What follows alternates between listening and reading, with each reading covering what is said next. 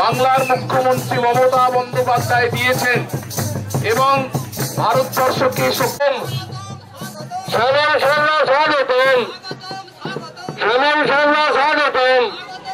আজকে গলসি 2 নম্বর ব্লকের থানো অঞ্চলের সর্বভারতীয় তৃণমূল কংগ্রেসের সভানেত্রী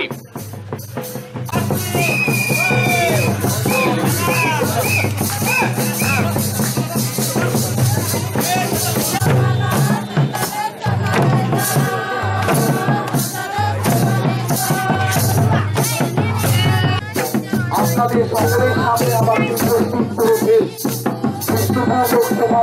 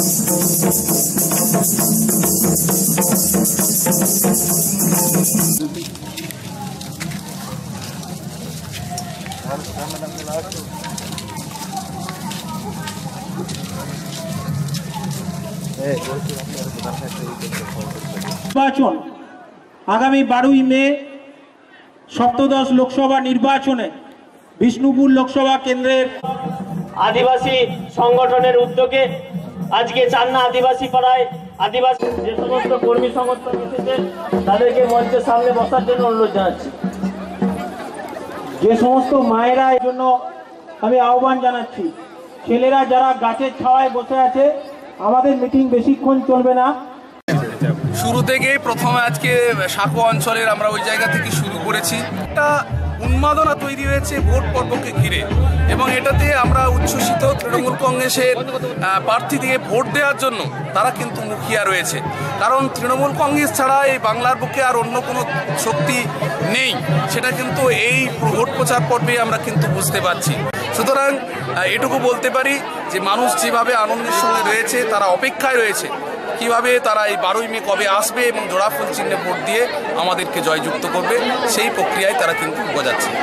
এটুকু বলতে চাই যে মমতা বন্দ্যোপাধ্যায় ছাড়া অন্য কোনো শক্তি এই বাংলার বুকে নেই। তথাপি 365 দিন আমাদের নেতা নেতৃত্ব কর্মীরা মানুষের পাশে রয়েছেন। 365 দিনই তারা মানুষকে পরিষেবা প্রদান করেছেন। সুতরাং এই ভোট প্রক্রিয়া একটা 2 মাস ভোটে দাঁড়াতে হয়,